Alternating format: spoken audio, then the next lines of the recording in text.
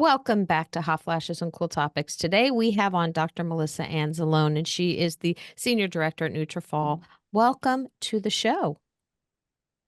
Thank you so much. I'm so happy to be here this morning and to have a dialogue about, this really, I think, important topic, menopause and hair, right? And kind of what that looks like.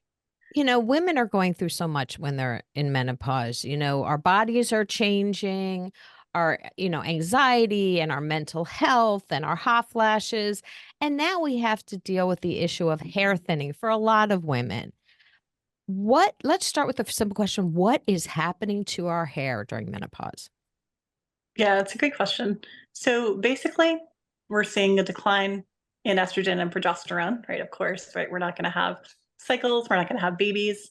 And then because of that, basically the hair doesn't stay in the growth phase for as long as it used to.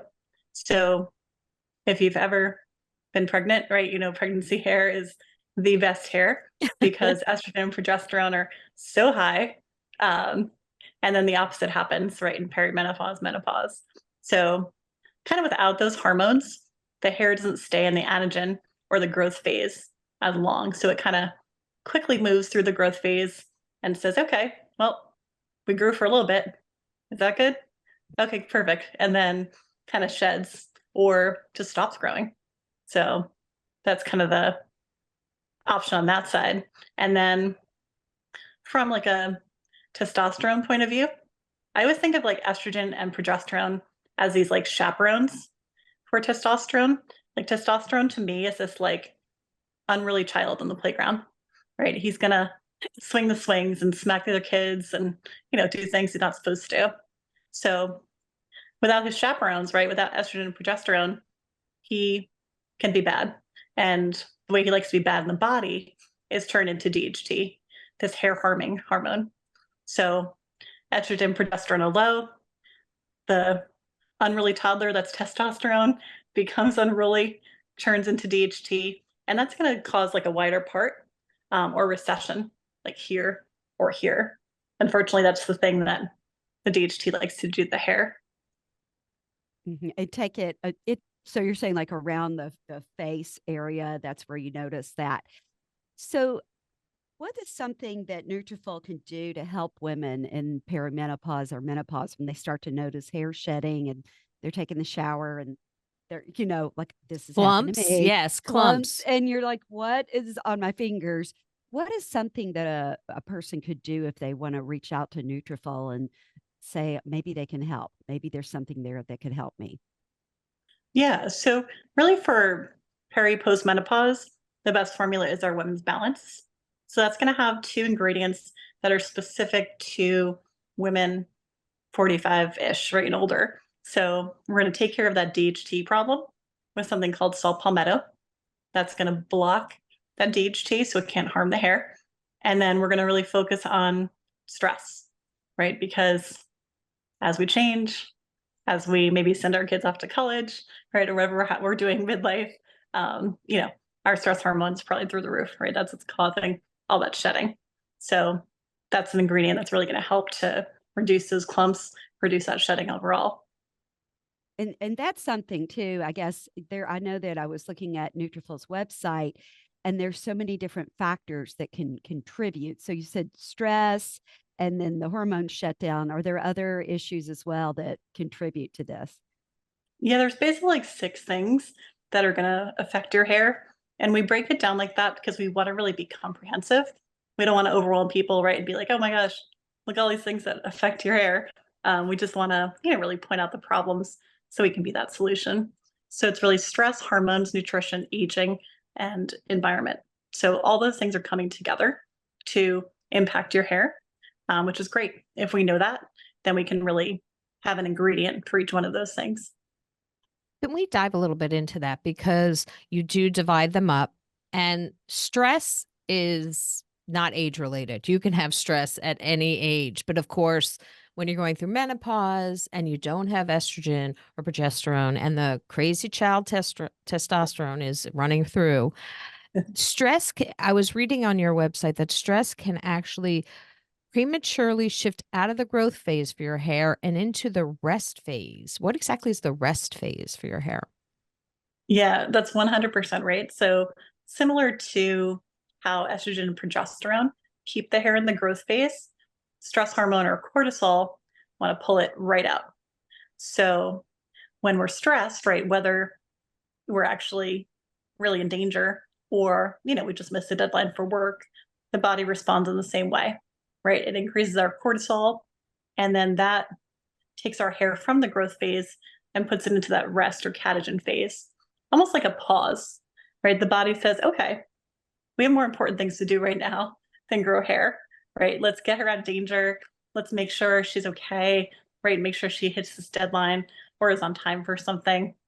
Um, in modern society, most of the cortisol spikes that we see every day aren't things that are going to really harm us, right? They're just more so, things that we've agreed to and maybe aren't aligned with. But really, that cortisol is a pause button, takes it out of the growth phase and puts it into that resting phase. One of the second ones, and lifestyle we can get to after, is aging. And your scalp loses collagen. It's not enough that our faces are losing collagen, but now our scalps are losing. Can you talk about that? Yeah, absolutely. I think sometimes, especially if you have longer hair, um, we don't really think about our scalp as skin, right? Like it's just kind of the place where the hair comes out, right? Maybe it just is, really not in our mind unless it itches, right? Or unless it's causing like a problem. Um, so, I mean, I can tell you this is what I do all day, every day, and I don't really think about it, right? So it's like it's covered over, out of sight, out of mind.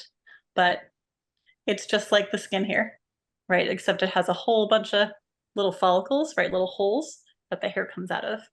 So yeah, unfortunately, as early as 25, we start to see the Ooh, body that break. hurts. I know, I don't want to say it. I was like, oh, 25? That's like a baby. Um, but yeah, the body starts to break down the collagen in our face and in our skin right up here and say, okay, I don't think she's using this. Let's take it and put it somewhere else, right? Let's put it in the joints. Let's put it in the muscles, because really that's the priority for the body. And we start to see that change when estrogen starts to change a little bit. So we can see that, even as early as 25, 30, 35 is like that sweet spot where it really is starting to change. So again, once we lose that, I'll call her executive director, that is estrogen. That executive director keeps the collagen here. Once that starts to go down, then the body says, okay, we don't have a boss right now. So we're going to take that collagen and put it somewhere else. Yeah, we've heard that, or I've heard that a lot. That, and you mentioned that earlier, that when your body doesn't need your hair, you don't have to have your hair to live. So it's going to another part of your body.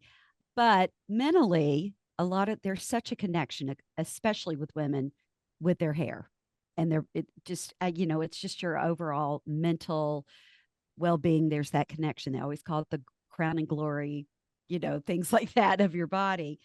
What can women, if they want to contact Nutrafol, what can they expect a consultation to look like? Yeah. So probably the best way to kind of get in touch with our brand is actually to go to our website and go to our provider section. So we retail to physicians, dermatologists mostly, and they're probably your best resource for our product, because then they can do that consultation, right? Then they can kind of go through your whole history. They can spend time with you, talk about your skin, talk about your hair, talk about your family history, right? Get all those details down. And then, as authorized partners, we're able to sell the product too. So they can see you, they know you, right? And then they can recommend and monitor you, right, on the product as like an advocate, really, to really maximize your hair health. And it's available. I mean, it is, it's not just for menopausal women. And that's what we focus on the show, but it's available to, is it everybody over 18? I couldn't quite remember what that was, the availability. Yeah, 100%. So really anyone over 18 can take it. And then we have different formulas based on lifestyle and age. So we have a women's formula that kind of hits our women 18 to 44. We have a vegan formula. That one's nice because it has no biotin, if you're averse to that. It also has smaller capsules. So that's a nice thing too, if you're not a big pill person. Then we have our women's balance, which is our peri-post menopause. We have our postpartum, and then we also have a men's version too. So those are kind of our main vitamins. We've done a lot of research and development over the years, so we've kind of expanded on those foundational products too. And we've looked at supportive products, like we have a probiotic, cutely named our hair biotic. Huge fan of that one. And we have a topical line as well, right? The serum, as well as a microbiome line. So we've done a lot of research, that's for sure. I've seen it all over the 7 years I've been there. So it's really cool to really learn and evolve and really help people, right? That's why we got to this business. Another thing that we hear a lot is that not only are women's hair, not only is the hair thinning, but it's changing texture. Why is it what is happening? Why is the texture changing? Yeah, I love that question. So it's really interesting seeing the texture of the hair and then seeing what causes that. So if I were to hold like a microscope up to my head, I could actually see the follicle, right? So the follicle is the little hole that comes out of my scalp, right? And then below that is kind of where the hair starts. So underneath the scalp, the little root hair is there. The follicle is the little hole. And then we see really the strand, right? We don't see any of that hole because we can't see our own scalp. And then we can't see, the root underneath the scalp. The follicle or the little hole shape determines the texture of your hair. And when I learned that, I thought that was the coolest thing. That is interesting. Yeah. So Colleen, for you, your follicle or the hole is more oval shaped like this. And that's what makes your hair curly. Mine is more circular like this. Oh, there we go. So that's what makes my hair straight. The shape of that follicle is determined by the elasticity of your collagen. So as we start to lose that collagen, right, from our scalp because the body is prioritizing other things, the shape of that hole changes. So then the hair actually changes in texture.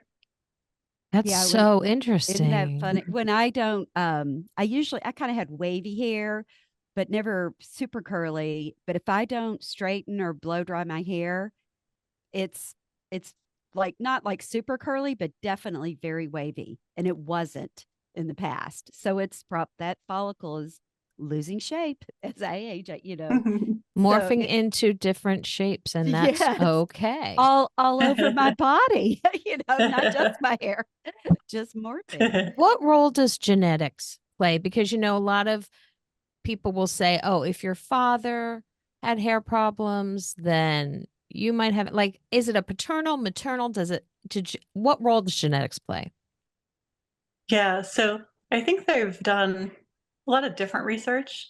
I know that the traditional way to look at it is your maternal grandfather is going to determine if you're sensitive, right? And if you're going to be someone who has hair thinning or someone who's going to be bald.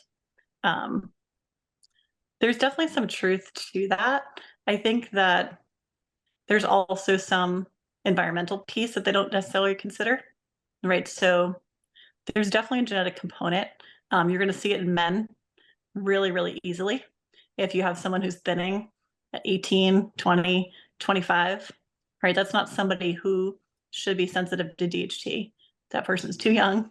But unfortunately, their genes have said, hey, the receptors that are around your hair, they're going to be really sensitive to DHT. Whenever you make DHT, all the DHT is going to do is bind there and shrink your hair. But I'm a huge believer of there's something we have to do to kind of like turn on those genes.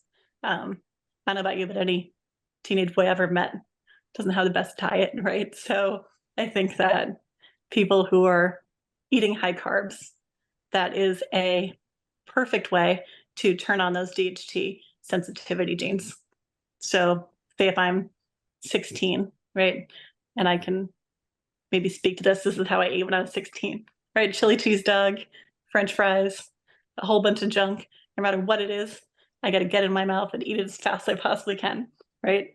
And a lot of the things are processed and fried and carby. So I think even though there is that genetic component, it's very easy to turn those genes on based on what you're eating. And then everyone has a different threshold, right? So maybe I can have 100 chili cheese dogs until my genes are turned on to say my hair thins. Maybe Bridget can have 5, right? And then that's her threshold to say, okay, now I've turned on those genes. So I think there is a genetic component to it, but I really do think that, if we can control our environment as much as we can, we're going to prevent from those genes from turning on. Right. Because I have cousins where they're brothers. One went completely bald, and the other one still in his 60s has the thickest head of hair. And, so who knows? It could have been what they ate. It was the and chili whatever dogs. It was the chili dogs. Yeah.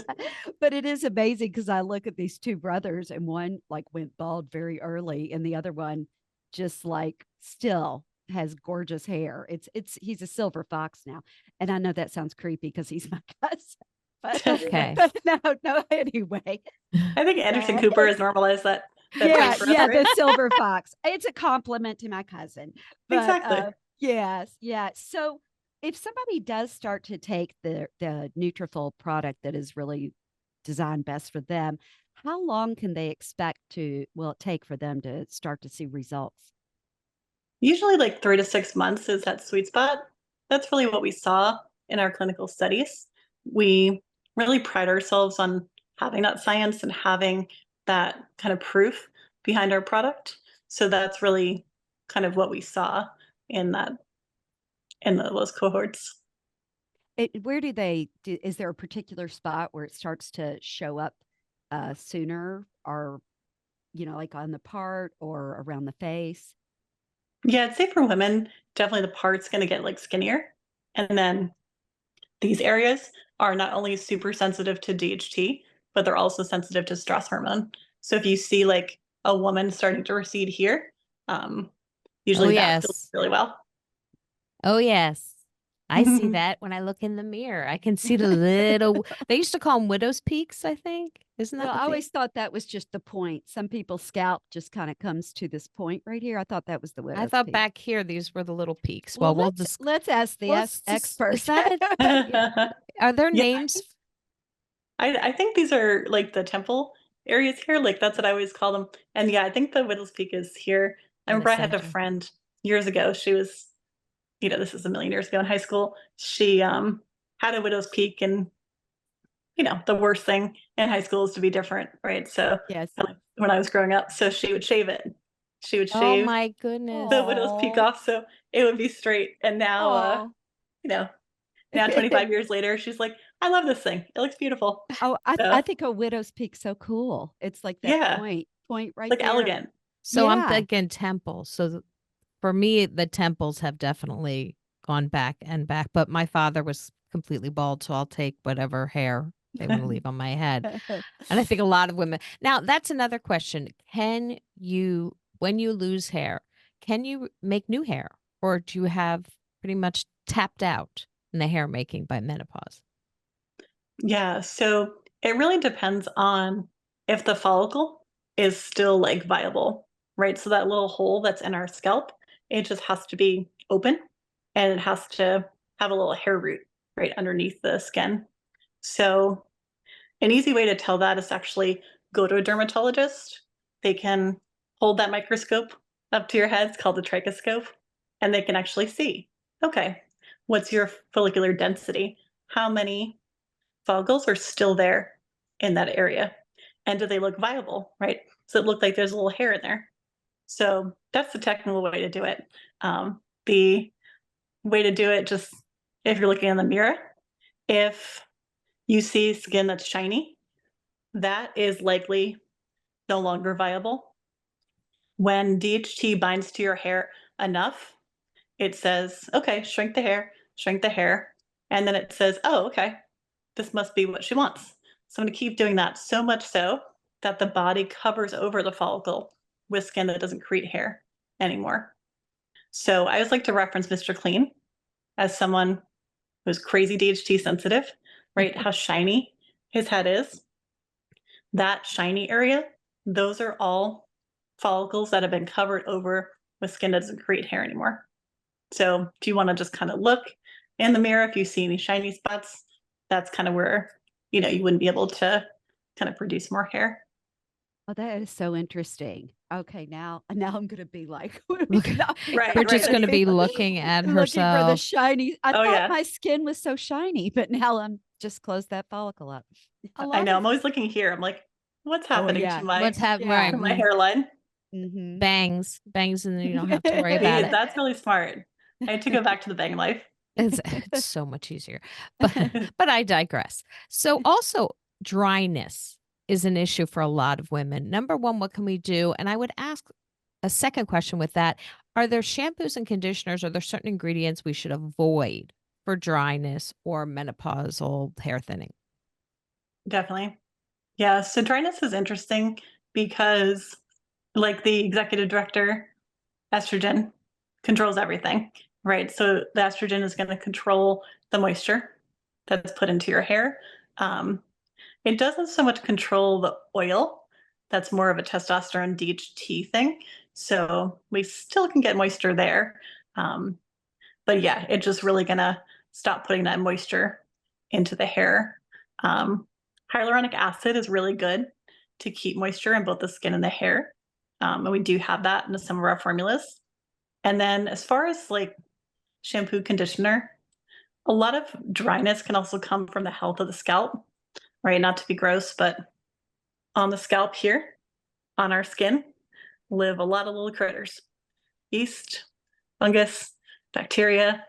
The body is just kind of a big petri dish, right? And what we want to do is make sure this little ecosystem up here only includes good yeast and good bacteria, right? So looking at that, that's our microbiome of our scalp.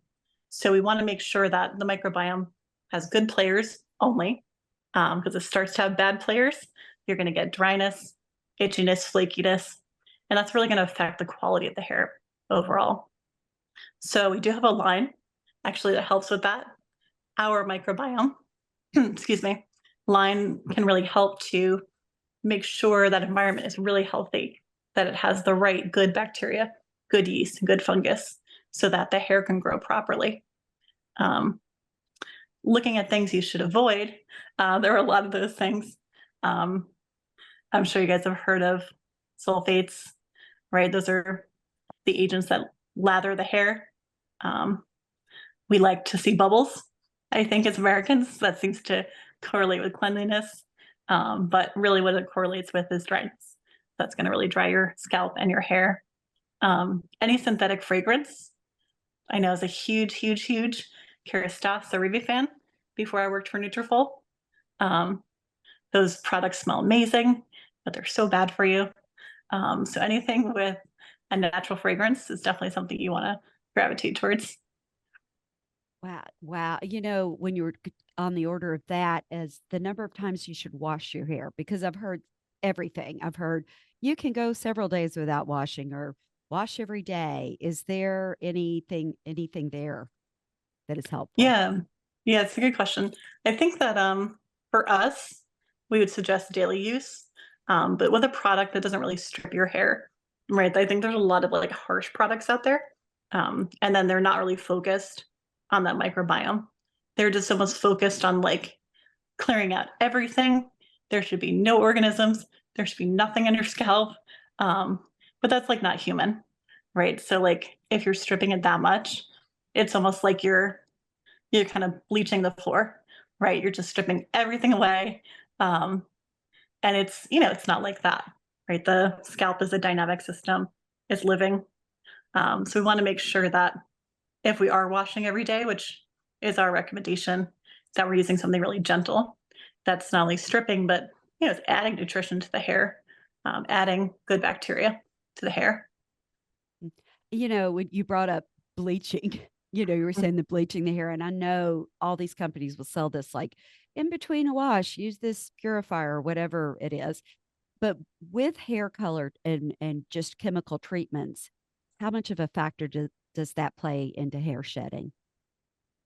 Yeah, it's a great question. So I personally have genes that say when you turn 20 years old, your hair should be gray. And I was like, Mom, thanks. Cool.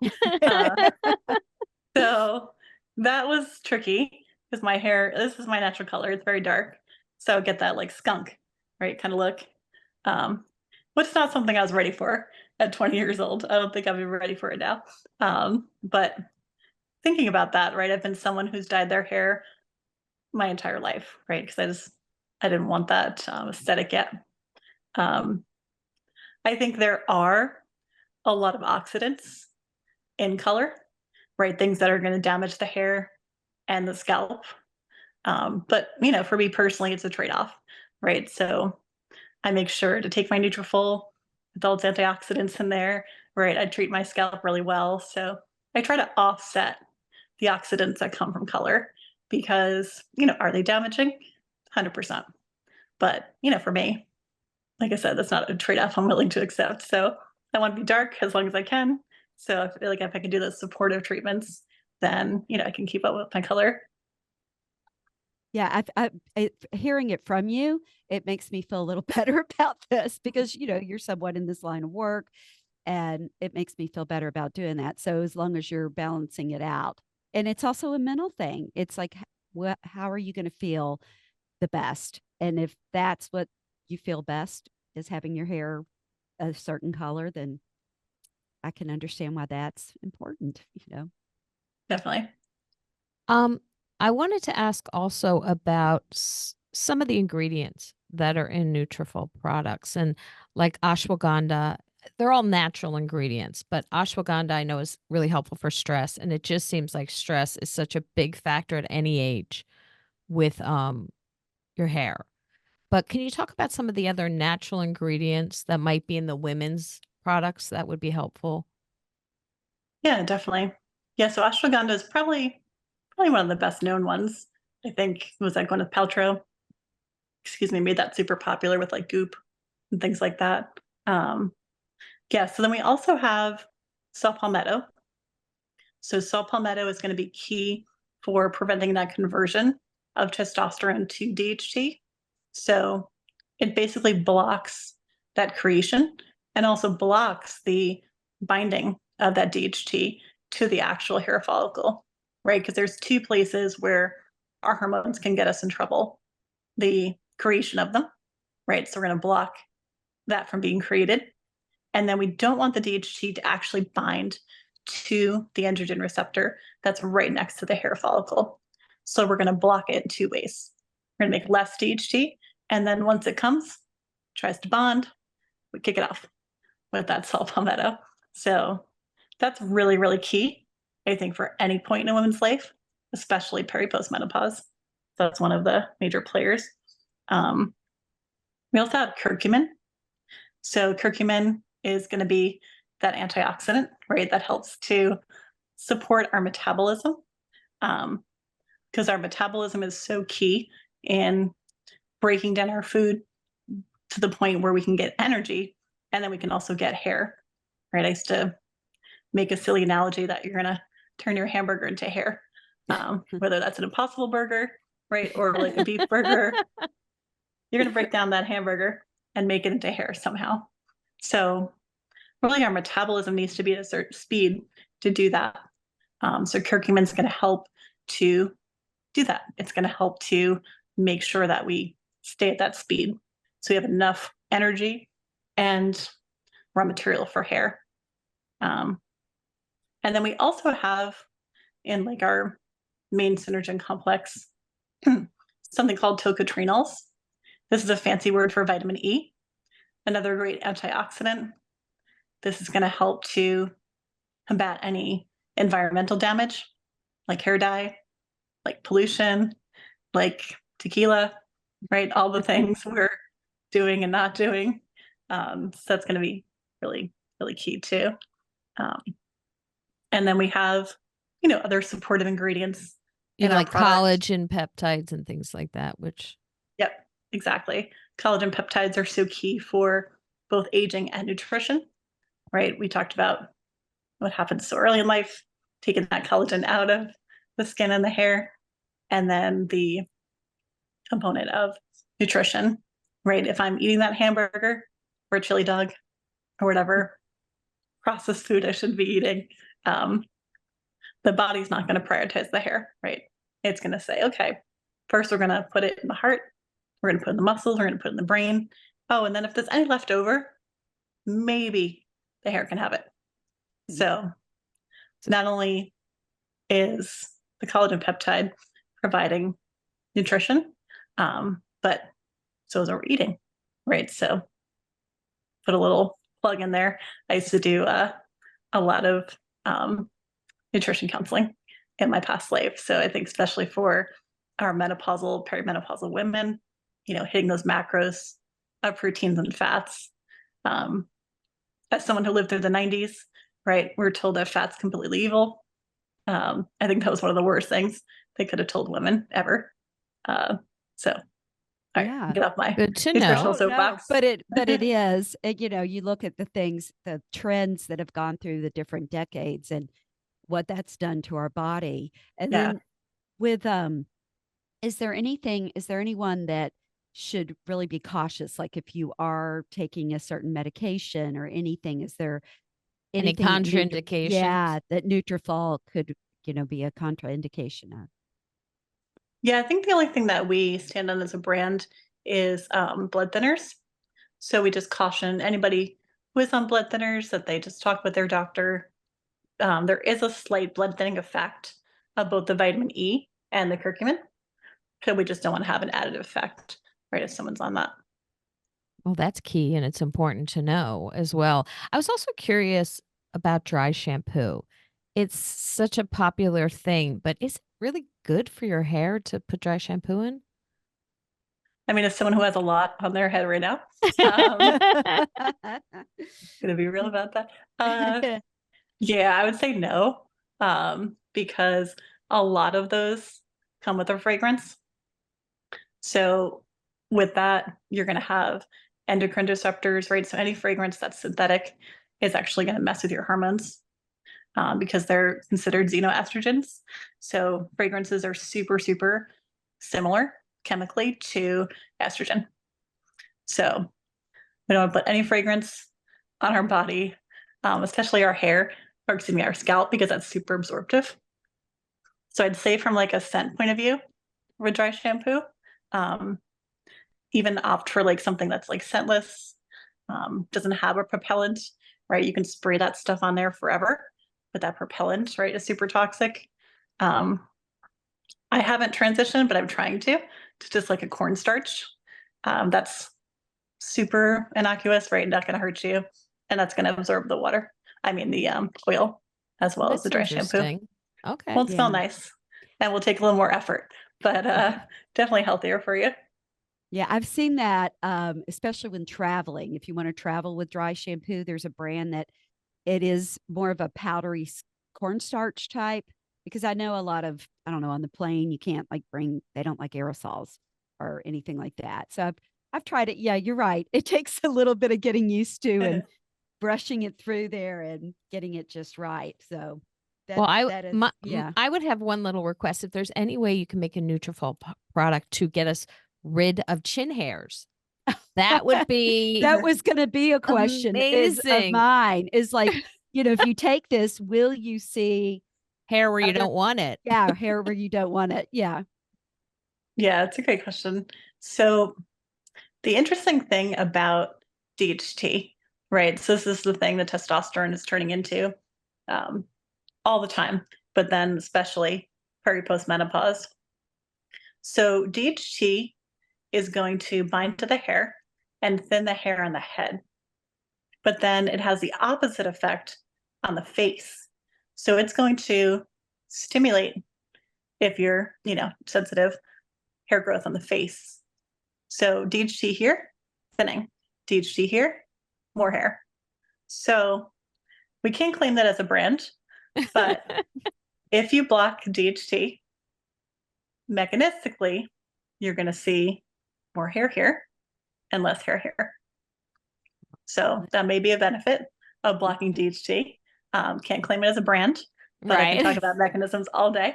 So there's that. And then as far as like growing hair where you don't want it, all the hair follicles that are on the body, everywhere, right? Your arms, your hair, your legs, your skin, your face, like here, all those hair follicles can't be stimulated outside puberty usually. So they have kind of this one period where they're super sensitive. That's when the hormones are super high, right? 15, 16, 17. You get your adult hair. That's it. There's really nothing that can stimulate these follicles usually. These follicles up here, these are super sensitive to everything. So these ones can be manipulated very easily. And that's great because that's what we do, right? We give them nutrition.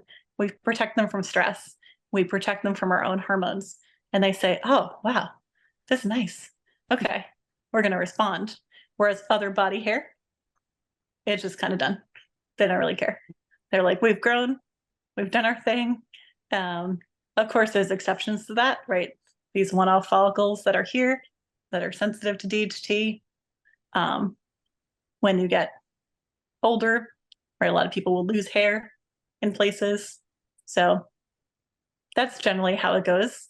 The follicles of the body can't be stimulated anymore, but the ones on the head are very easy to manipulate. And we use that to their advantage, right, to help them grow. Yes. Well, Well, Dr. that's a relief. Yeah, I know that's something. So we just have to block all DHT, Bridget. Just have to Yes. start doing Block it. all DHT. Yeah, Yeah. there you go. Thank you for coming on the show. We appreciate it. And thank you for all you're doing to help women and their hair thinning problems. Thanks so much. Absolutely. Thank you.